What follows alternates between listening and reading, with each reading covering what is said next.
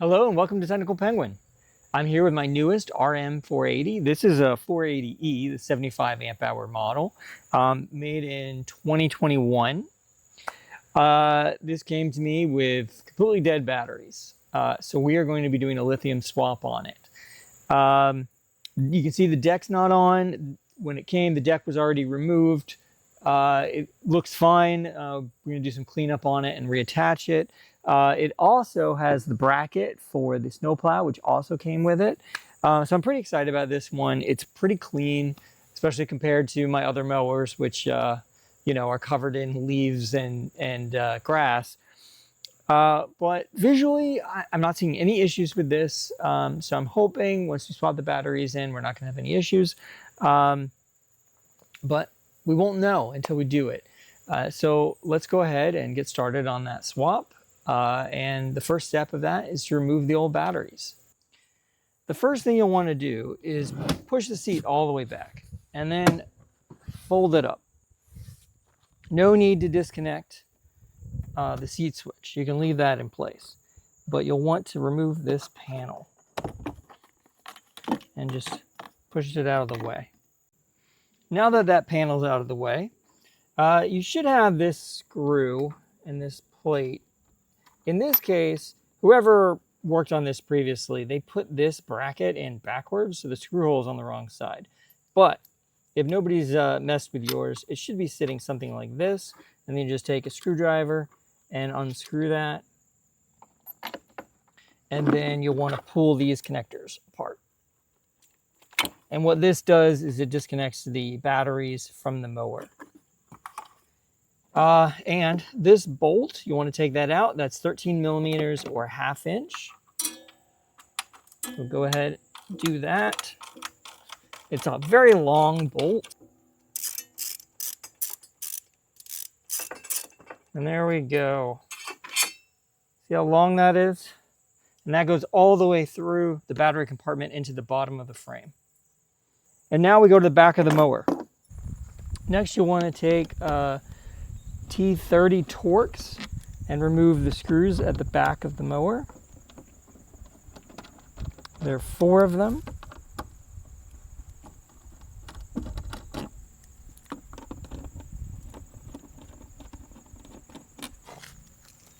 Once you've taken those 4 screws out, you'll want to lift off the back panel and you'll see 2 bolts holding the battery tray in. You'll need a 12 millimeter socket for the top and a 13 millimeter socket for the bottom. And then those will come right out. There is a spacer that is, you can see it here, it's between the frame and the tray. So you'll just want to make sure you get that and then put it all back together for safekeeping.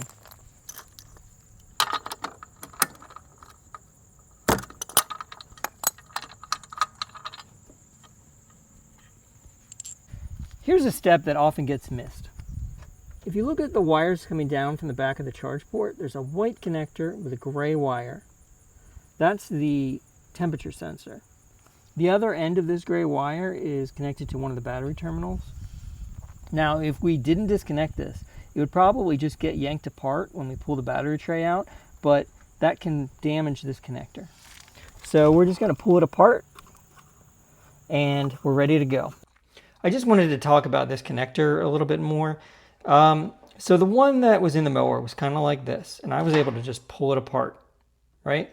You may have one that you can't pull apart, and that's because it's not broken, right? A lot of the time, you come across them, they're already broken. It means somebody didn't disconnect it before they pulled the battery out, and then they broke this little tab. But if you look at the new one, you see how there's a little tab that sits inside there and locks it together. So what you'll have to do is push right at the top, and then you can pull it apart. And then the same, when you push it together, you can actually hear it click, and then you know it's secure. So you may run into either case. So just be aware. Ideally, you still have the tab, and that's going to hold it together a little bit better. If you don't have the tab, it's okay. Usually these don't come apart, but just keep in mind that they could. Now we're ready to pull out the battery tray. There are a couple ways to do this. Some people will use a jack stand, and they'll put the jack stand about here and pull the tray out so that it's half in and the other end is sitting on the jack stand. Then remove 2 batteries and then pull the tray almost all the way out so that the edge is still sitting in the mower, but the middle is kind of sitting on the jack stand, and then they can take the other 2 out. Another option, if you have them, is to use a milk crate. This is the option I usually go with. You can see it's almost the right height, and a single milk crate is fine. If you use a single milk crate, you'll want to put it a little bit further back so you can kind of balance the weight of the batteries. But if you have 2 milk crates, well, that's twice as good. Now we're going to go ahead and pull this battery tray out. What you want to do is lift slightly on this handle as you pull out. So let's go ahead and do that.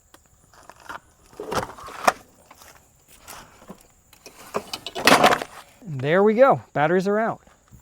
Now that we have the battery tray out, we'll want to disconnect the batteries and get them off the tray. You want to take the gray wire for the temperature sensor and kind of tuck it in, and then you can pull this whole green bracket up, and then you can slide these plastic covers off. You can do the same thing on the other side.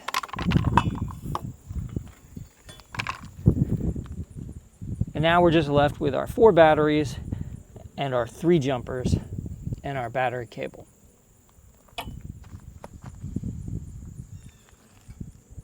Now, you can't pull this bracket up until you disconnect these jumper wires.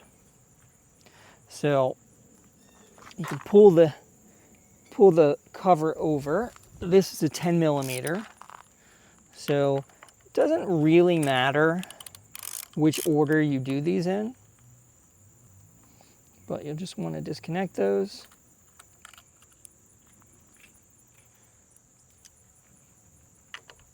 And just try not to touch anything else with the other end of the wrench as you do these.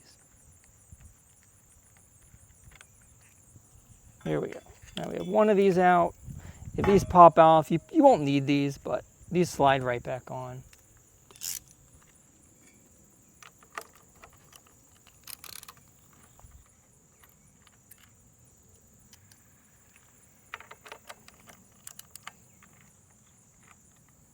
Here we go. And now we can take this green bracket off. Now we still have 2 more connections to remove. So I want to take this one. This one is with the temperature sensor. You'll want to save that temperature sensor because you'll want it later.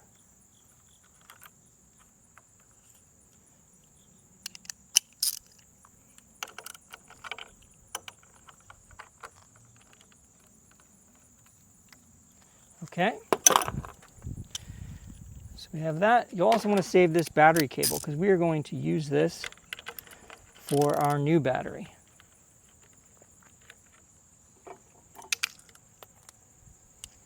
But now we have everything disconnected. And these batteries, now that you have them all freed, if they are shot, then you can take them to a scrapyard and they will weigh them and they'll give you a value by weight, or you can take them to a lot of auto parts stores like O'Reilly or Advanced Auto Parts, and they'll give you $10 credit per battery. Depending on which model you have, they might have handles, but they are going to be very heavy. So the 100 amp hour obviously being heavier than the 75 amp hour. So go ahead and you'll want to lift these up. Be careful depending on how you have the tray supported. You don't want to take all the weight off one side and have it tip over.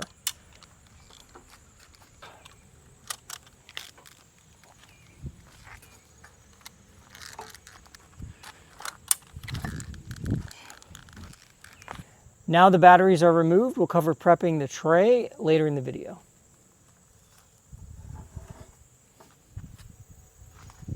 Now is a good time to reconnect the temperature sensor. Both the male and female have a bump out on one side, so just align those and slide it together, make sure you have a good connection. And the other end, we're not going to connect to the battery. For a lead acid battery, there's no internal temperature sensor, so this is connected to one of the terminals to proxy the internal temperature of the battery. With lithium, we have an internal temperature sensor, so it's not needed. But the stock charger will not operate without this being attached. Even if you're not planning on using the stock charger, you will still want to connect this and tie it out of the way so that it's an option in the future if you want it. Now, you can see we just reconnected that, make sure it's tight, and zip tie the other end of it just to the other wires coming out of the charge port.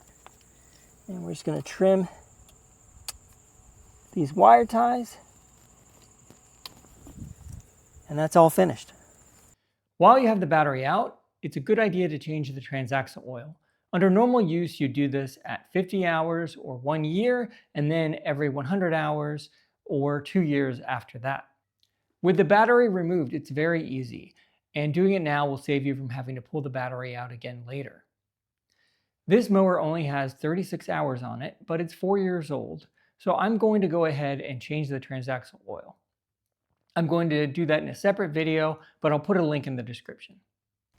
Let's talk about batteries. You will hear some batteries referred to as 48 volts or 51.2 volts. They are equivalent. 51.2 volts refers to the nominal lithium voltage, and 48 volts refers to the nominal voltage of the lead acid equivalent. For these mowers, most of the time, I recommend a DCHouse battery. They make good quality batteries and are usually the cheapest option available from a reputable company, sometimes even cheaper than the no-name options. Their customer service responds to emails, which cannot be said about every battery company. However, they are in China, so it usually takes a day or two to get a response.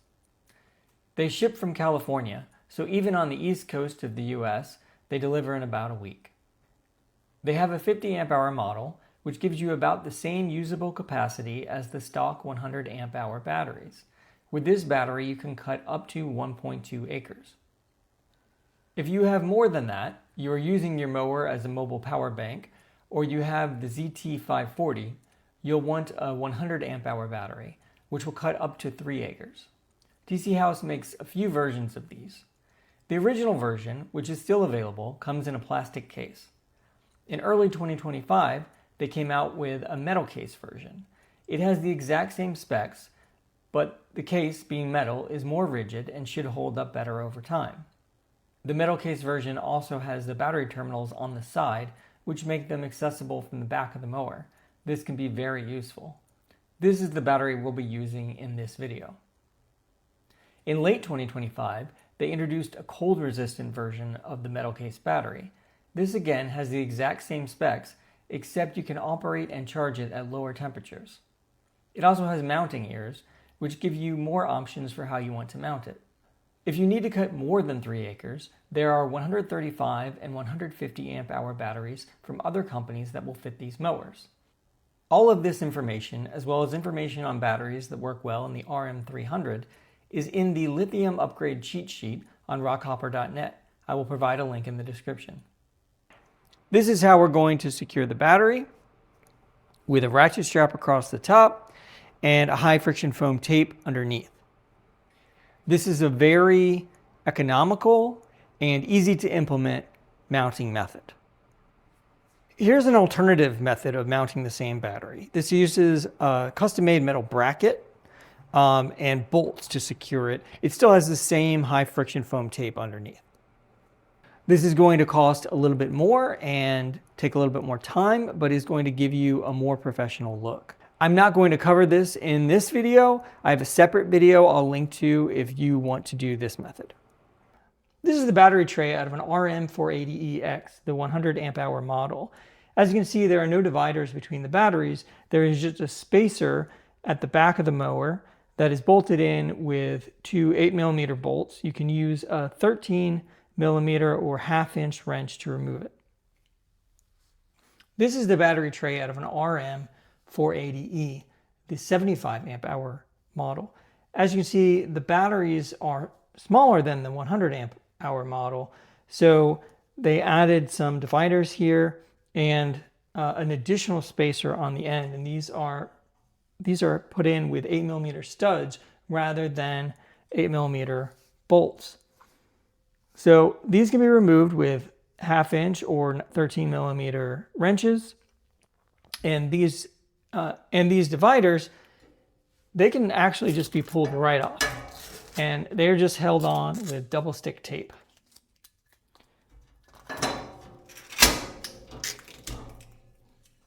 If there's any residue left, you can use some rubbing alcohol to remove that residue, but usually they come off pretty cleanly.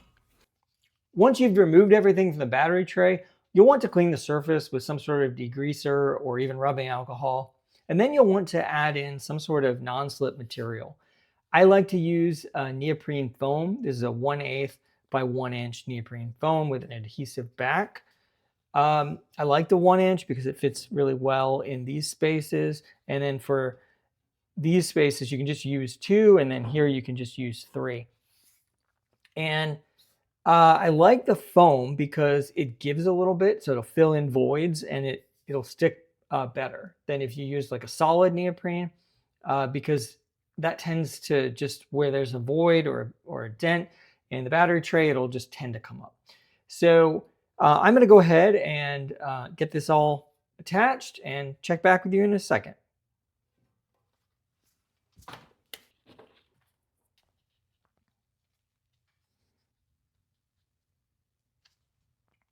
So now we've attached our neoprene foam tape.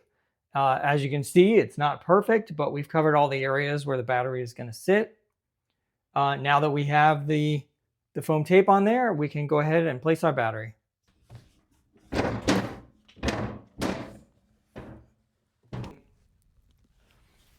I'm going to show you 2 methods for ratcheting down the battery. They're almost the same, but there's a slight variation because the 100 amp hour battery models, they only came with one of these brackets, where the 75 amp hour model, they came with 2 of these brackets. So depending on if you have 1 or 2 of these brackets is going to depend on how you would ratchet this down.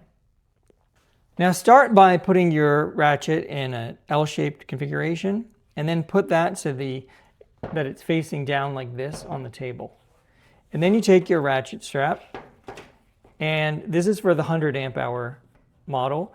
Feed it into the handle like this. Then you'll want to go to the back of the battery.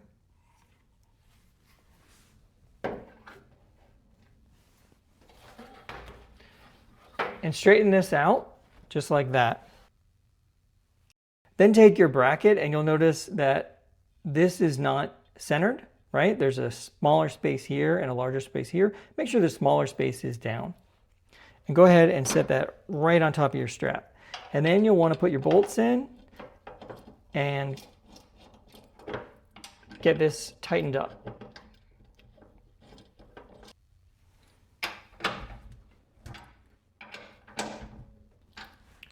And now that that's tightened up, take the other end, fold it over the battery, and we'll go back to the front. Now back at this end, you'll want to slide your strap right through the ratcheting mechanism. Make sure the straps are stacked on top of each other. Pull that tight, and then go ahead and start ratcheting it down.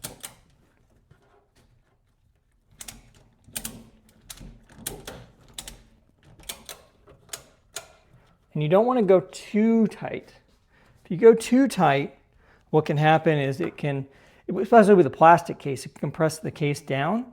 And also you'll start to see this kind of start to bend up. But just when you get it to a tight state where nothing's really moving, that's where you want to be. That's the sweet spot.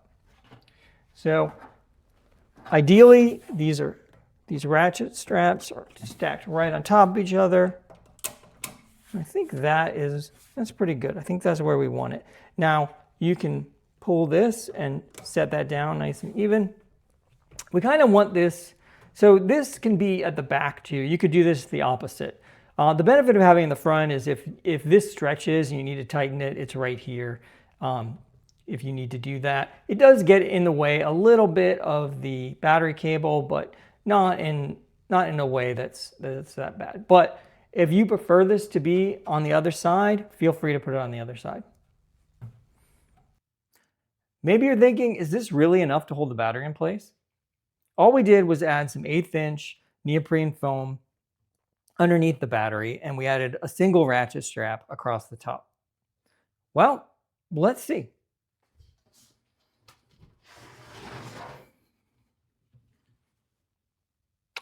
We've got this thing almost on its side, and it hasn't moved an inch or a millimeter.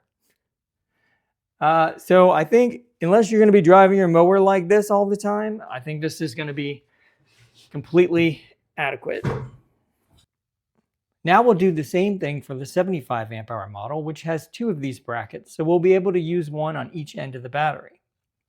It starts out the same by putting your ratcheting mechanism in an L shape and then laying it down on the table. Then take your strap and lay it over the battery.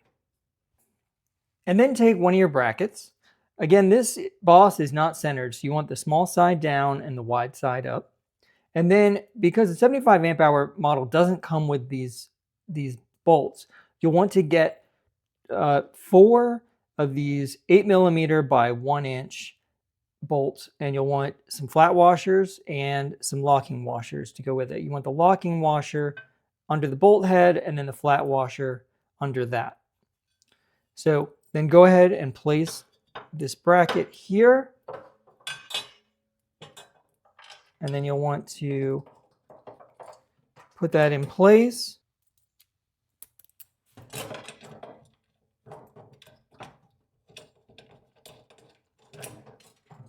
Now go ahead and tighten these bolts with a wrench all the way down.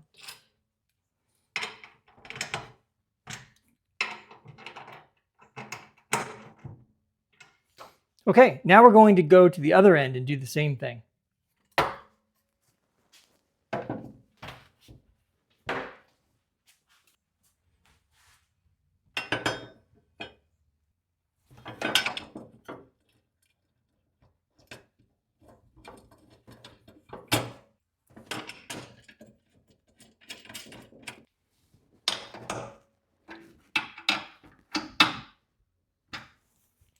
Now that that end is strapped down, go ahead and center your strap and then fold it over the other side of the battery, and then we're going to go to the front of the battery again. Now back at this end, you want this ratcheting mechanism to be as low as possible. So you can see we can pull it down a little bit further, and we'll go ahead and pull all our slack across and make sure that our straps are stacked on top of each other and centered on the battery. And then we'll go ahead and feed that through into the ratcheting mechanism and pull it tight, and then you can start to ratchet. And once you get a couple clicks on that ratchet, you don't have to hold it anymore. Just go ahead and make sure everything's still stacked, and you want to tighten it. Again, you want to find that kind of sweet spot where everything's taut, but you don't start to really pull on everything where something's going to bend or deform. Especially, again, this is a metal case battery. If you're doing this with a plastic case battery, what you'll see is the side of if you tighten it too much, the side of the battery will start to swell out, and you don't want to do that. So that's pretty good. That's kind of what we want. So then go ahead and pull this and set that down, and this is good to go. And again, we can do a quick test just to show everything is on here solidly. That battery hasn't moved at all. So I'm pretty confident in this and happy to put it in my mower. Be careful setting the battery down. You don't want to pinch your fingers. Because the battery meter you use may affect how the battery cable is connected, before we connect the battery cable, let's talk about battery meters. This is the stock battery meter. Even with the stock batteries, it's not very reliable. It is not going to be accurate with lithium batteries. This is the battery meter that comes with DCHouse 100 amp hour batteries. It runs off either battery voltage, or you can use the 12 volts that's supplying the USB port. It connects to the battery using Bluetooth. When you power it on, it will connect to the first battery it finds. The BMS in the battery can only connect to one Bluetooth device at a time, so if you're using this meter, you can't use your phone at the same time. This meter is actually the LCD02 model from JBD, but it's relabeled with a DCHouse label. It's actually available with two mounting options, but DCHouse provides this handlebar mount. While this meter works perfectly well and has a nice display, it has limited mounting options. This is the DCHouse battery app. Most batteries these days come with Bluetooth, and the manufacturer will supply an app. There are also generic apps that will work with many batteries. Some people rely on the Bluetooth app instead of updating the gauge. The battery app will show state of charge as well as current usage. It also has screens for information about the battery and notification of errors. This is a TR16 meter. This one comes from Binta, but they're available from multiple companies. This type of meter uses a shunt that goes between the battery and the negative battery cable. This measures the amount of electricity that is going in and out and determines the battery level based on those measurements. This is the most accurate way to measure the battery and is a very popular meter for these mowers. The only downside is this meter is slightly bigger than the stock meter, so you have to enlarge the hole for it to be able to fit. And it doesn't include an hour meter like the stock meter does, so you may want to add an aftermarket hour meter. I will be installing this meter in this video, but it is optional.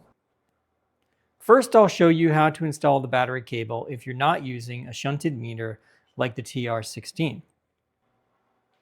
The battery cable has covers which will slide up. You can slide them out of the way.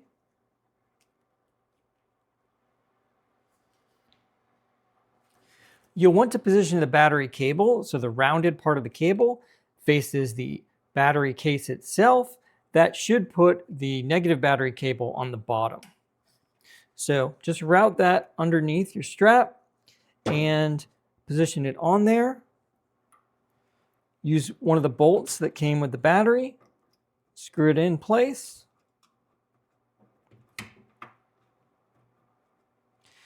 And take your positive battery cable and do the same thing. The negative battery cable winds up at about a 4 o'clock position, and the positive battery cable ends up at about an 8 o'clock position.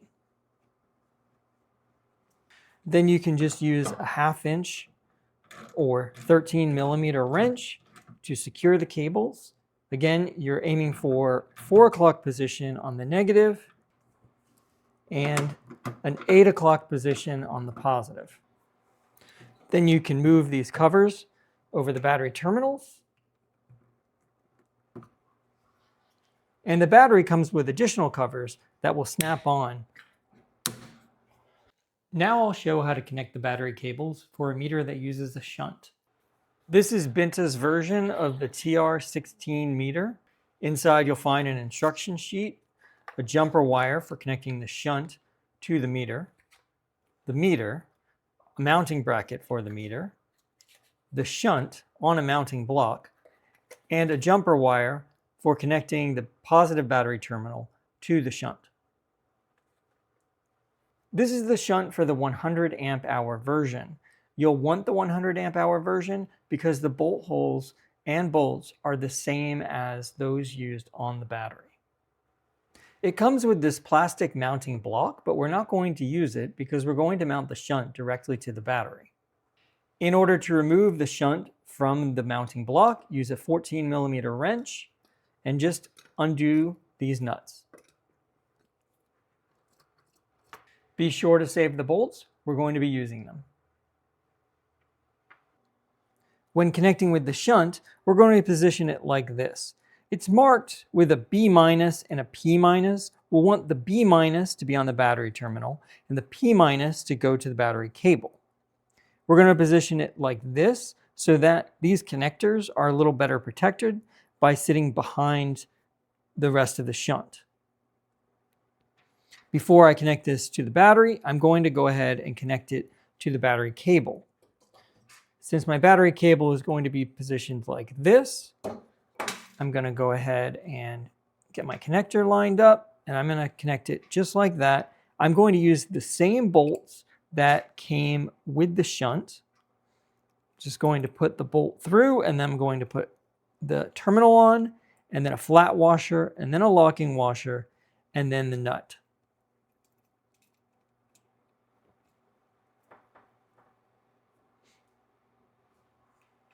And then I'm going to secure this with a 14mm wrench. When you're done, you'll have the P- at the battery cable. The B- will be free, and this will be facing down, so you can attach it like that. You can go ahead and slide this protective cover over that connection. I'm going to take the battery cable and lay it behind the strap with the negative battery cable facing down. And then I'm going to take the positive battery cable and position it at roughly 8 o'clock. I'm then going to take the jumper wire that came with the battery gauge and lay it on top of that ring terminal that is part of the battery cable. And then I'm going to take the bolt that came with the battery and put it through both of them so that the terminal is in direct contact with the battery cable, and then the jumper wire for the gauge is on top of that. Again, I want that positioned at roughly 8 o'clock, and then I'm going to use a 13mm wrench to tighten that. This jumper wire, you want to feed it behind the battery cable. You can leave this long if you want to. There's no danger in that. Or you can cut it so that it doesn't take up as much space. This is going to connect to this green block at the bottom of the shunt. You can see that it's labeled B+. There are 2 connectors there. It can go in either one. I'm going to cut the excess off and restrip this. Then I'll insert it into the green terminal block on the bottom of the shunt and tighten it with a very small screwdriver. Once that's secure, I'm ready to attach the shunt to the battery. I'm going to be using the other shunt bolt for this. Put the lock washer on the bolt and then put the flat washer on top of that. Position the shunt with the green terminal block down, and then put the bolt through it and secure it to the battery terminal.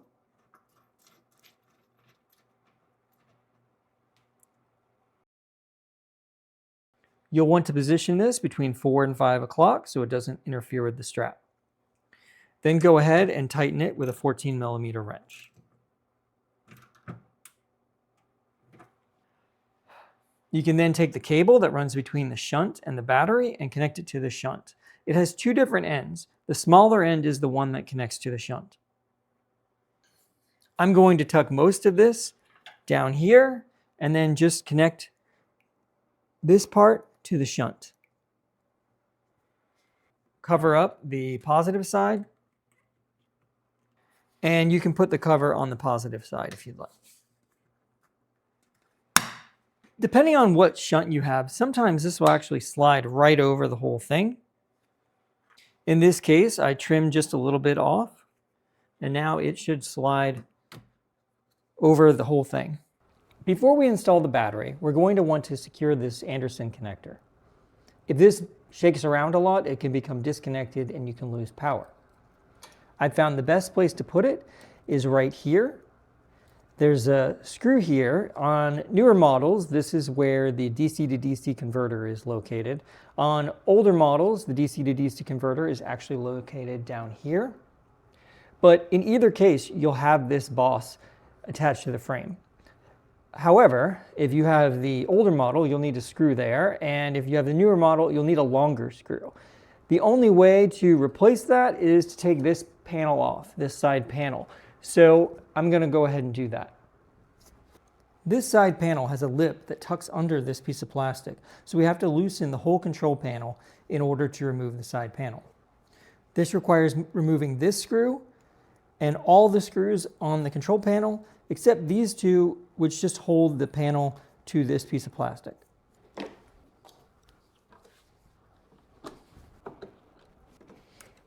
Now that those screws are removed, the whole control panel will lift up. There are 5 other T30 screws holding the panel on. 1, 2, 3, 4, and 5.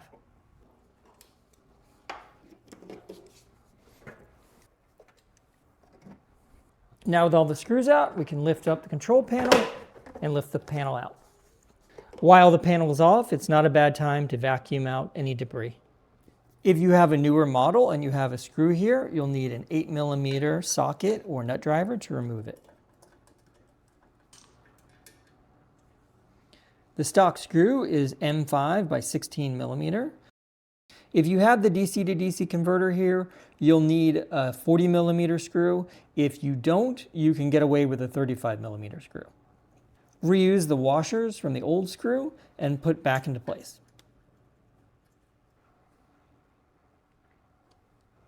Sometimes the wires going to the charge port can restrict you a little bit, so I think it's a little bit easier to go ahead and cut that wire tie and disconnect this, and then we'll reconnect it a little bit later.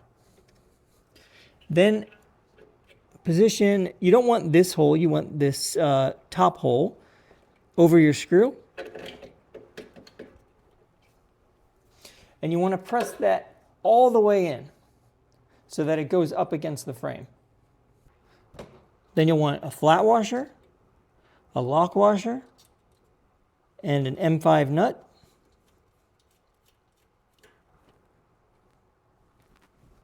And then go ahead and secure that. You want to angle it just a little bit down, kind of something like that, just to get the negative battery cable out of the way. You can kind of push it into this void, and then reconnect your charge port.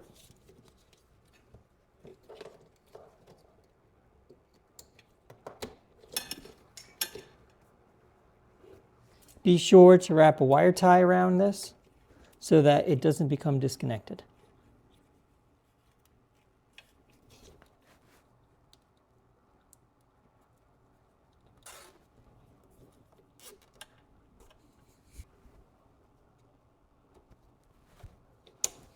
If you want, you can secure the negative battery cable with a wire tie to the frame. If any of your terminal boots have slipped off, make sure they're in place. Before installing the battery in the mower, make sure the power button is on. On the DCHouse model, you can tell because it will be slightly depressed.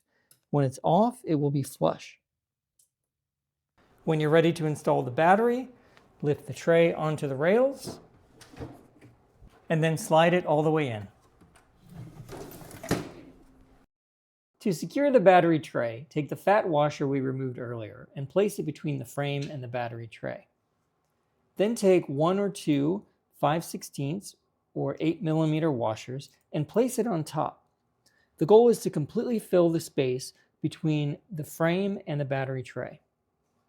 If you don't completely fill this space, then when you tighten the bolts, it will pull the battery tray up in the front and cause it to bounce. Insert the bolt and add the nut from the bottom. Repeat this on the other side. If you find it's a little too tight, you can lift the battery up slightly, slide your washers in, and then drop the battery down on top of them.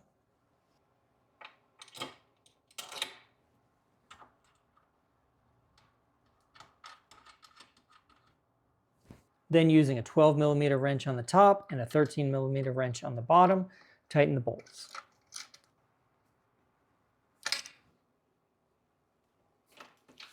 And attach the Anderson connector.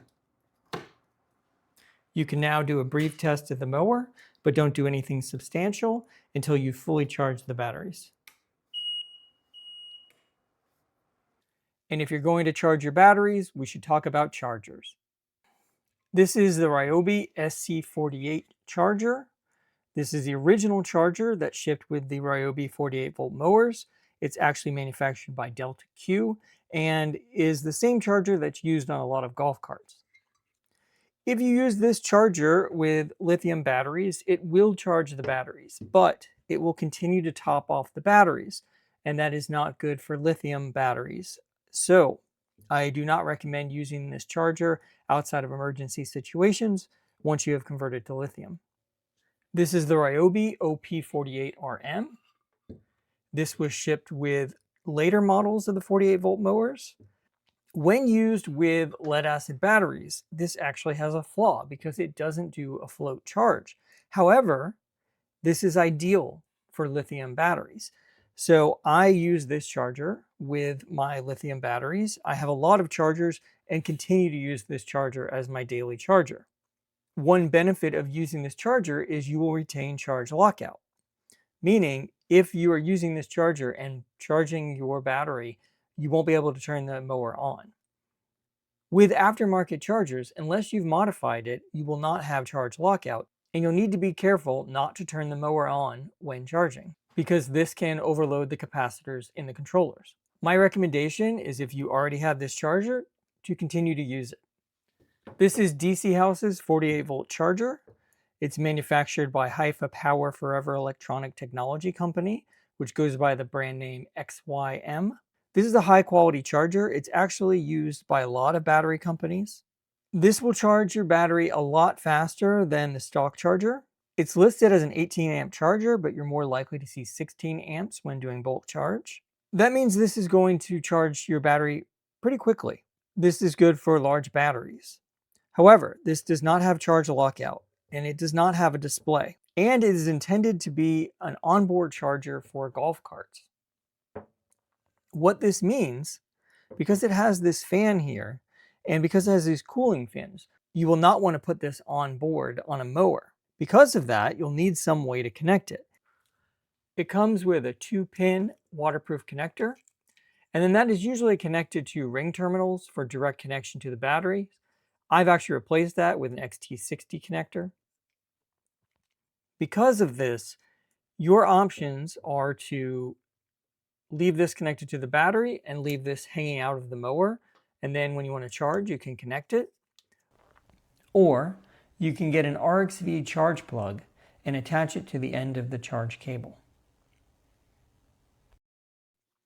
Because you have to do additional steps to be able to use the stock charging port with this charger, I usually don't recommend getting it unless you are required to as part of a bundle, or if buying it with the bundle is a significant deal. Otherwise, I would stick with the later Ryobi charger, the OP48RM, or the next charger that I'll show you. This is the P3648 charger made by HTRC. If you don't have the later stock charger, the OP48RM, this is typically the charger I recommend. It will charge both 36 and 48V batteries, and both lithium and lead acid batteries. It has charging modes for 48V of 5 amps, 8 amps, and 13 amps. For regular charging of a 50 amp hour battery, I recommend the 5 amp setting, but for regular charging of a 100 amp hour battery, I recommend the 8 amp setting. If you need to charge your battery faster, in either case, you can use the 13 amp setting. This is an older model, but the newer model includes a forced charging mode where you can hold the mode button down for 6 seconds. You'll hear a tone, then you plug the charger in, and then press this again for 6 seconds, and it will start charging. This is in cases where the BMS has turned off and you need to force it awake. The output uses a standard XT60 connector, and it just plugs in on the side. This is an older model and it used shrink tubing to cover the connector. These could be susceptible to shorting, so they replaced this with a molded connector that's much safer. It comes with 2 charging cables. One can be used to connect directly to the batteries with these alligator clamps. The other is the standard RXV charge plug. If you use this connector, you'll need to break the tabs inside your charge port. I'll show you how to do that. In summary, if you have the Ryobi OP48RM charger, I recommend you keep using it. Otherwise, get the HTRC P3648 charger, but you'll need to break the tabs on your charge port And charge lockout will not work with this charger, so be sure you don't turn the mower on when using it. I do have information about modifying this charger in order to re-enable charge lockout. I'll put a link in the description. If you bought an aftermarket charger, you'll have to do the following in order to use it with the Ryobi charge port. This is an EasyGo RXV charge plug, and this is a Ryobi charge plug on the bottom. Notice they are almost the same, except the RXV plug has these 3 bars where the Ryobi plug only has a single bar. If we open up the charge port, we'll see there are 2 tabs corresponding to those extra 2 bars. These will hit the bars on the RXV plug and prevent it from going all the way in. You can see it has a loose fit, and the pins aren't making contact. The solution is we will just break off these 2 plastic tabs. To do that, you'll want a medium-sized pair of needle nose pliers. Just position them over the tab and go all the way to the back. Squeeze firmly and twist. There you go, very easy to remove. Now we'll do the other side. Again, position the pliers completely over the tab all the way to the back and twist. Now we can take an RXV plug, plug it in, and it goes all the way. Now I'll be removing the stock meter and replacing it with a TR16 gauge. This is an optional step, but recommended. Remove the key and any remaining control panel screws.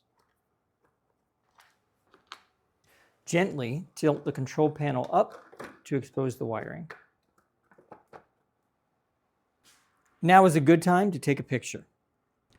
The connectors for the old gauge have a locking tab, so you want to press right here, just above where the male and female parts meet, in order to unlock the connection. The easiest way to do this is to use your thumbnail.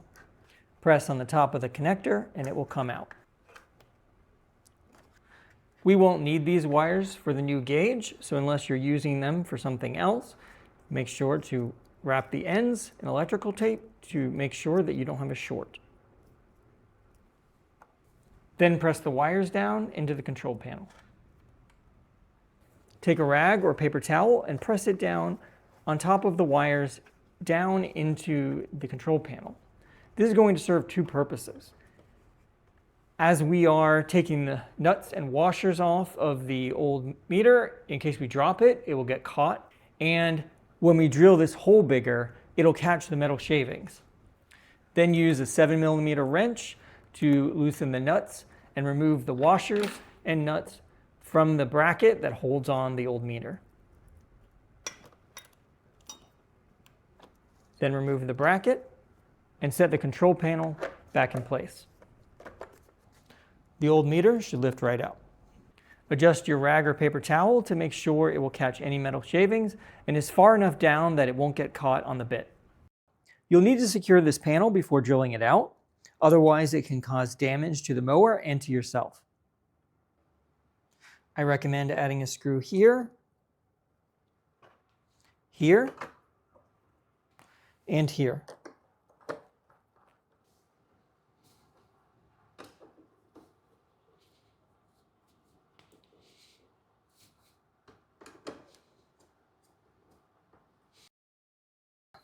Do not use these 2 screws because they only hold it to the plastic.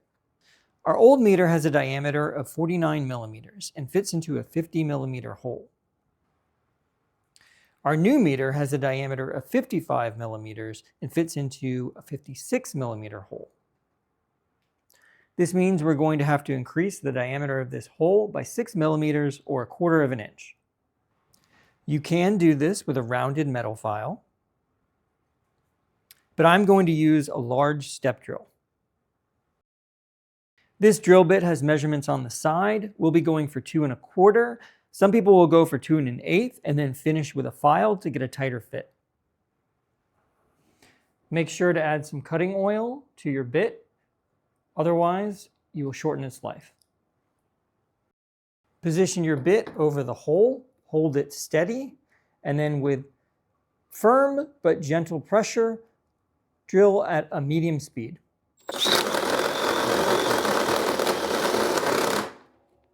Be sure to do test fits when you get close. In this case, we're almost there.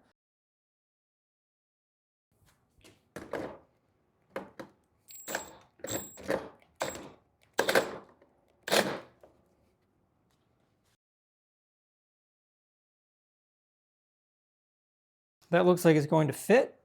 I'm just going to clean up these edges with a file because sometimes there can be some burrs or it can be a little bit sharp.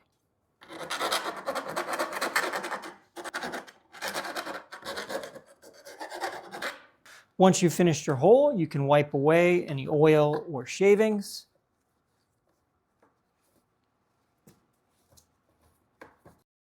And place the meter into the hole.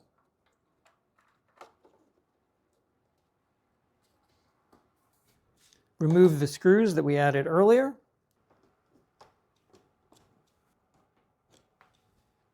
And gently tilt the control panel up.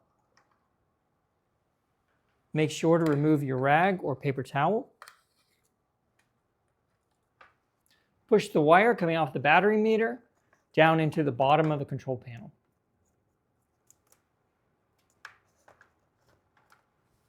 Then remove the plastic wing nut from the back of the meter. Install the bracket on the back of the meter. And then reinstall the wing nut. Before tightening all the way, make sure your meter is aligned.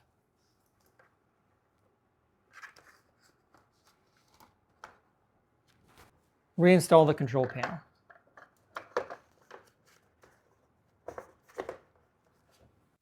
Now take the cable we previously attached to the shunt and fish it up here.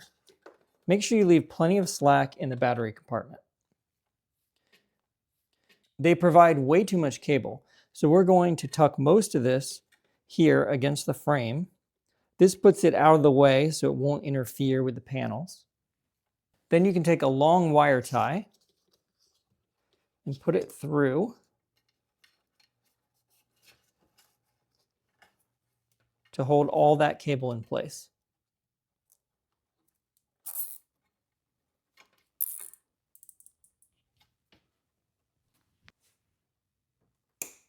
Then fish the gauge side of the wire behind the frame tube.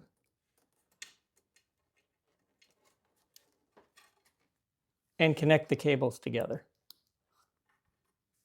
Before you can use your meter, you'll have to calibrate it. Make sure your battery is fully charged before performing these steps.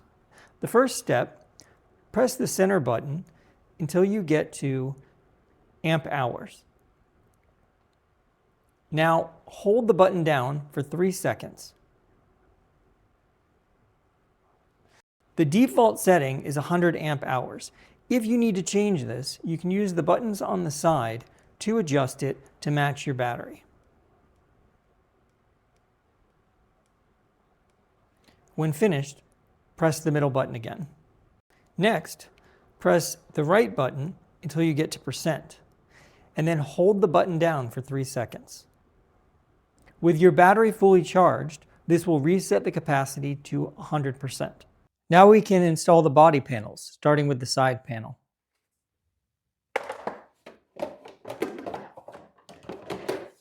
Install the 5 screws, but don't tighten all the way.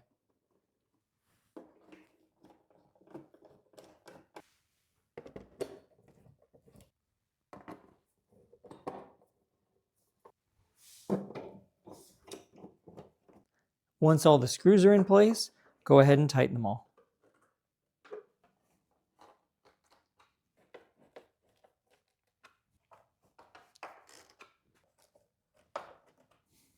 And now for the panel. Start with the screw in the back. This one can be tightened all the way. Next, insert all the panel screws, but don't tighten them all the way. Once all the screws are in place, fully tighten.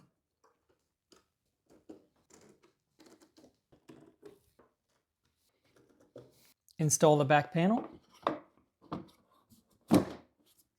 Get all 4 screws started.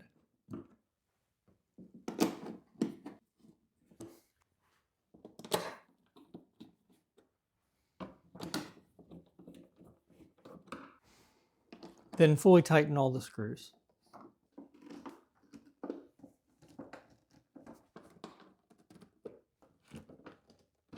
Don't forget to reinstall the access panel.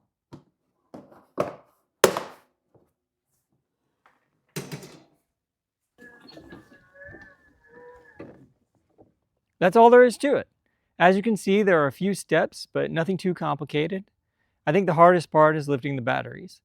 I'll try to do another video on adding an hour meter. When that's ready, I'll add a link in the description. If you enjoyed this video, please like and subscribe. For more information and tips on your Ryobi 48V mower, check out technicalpenguin.net. Thanks for watching.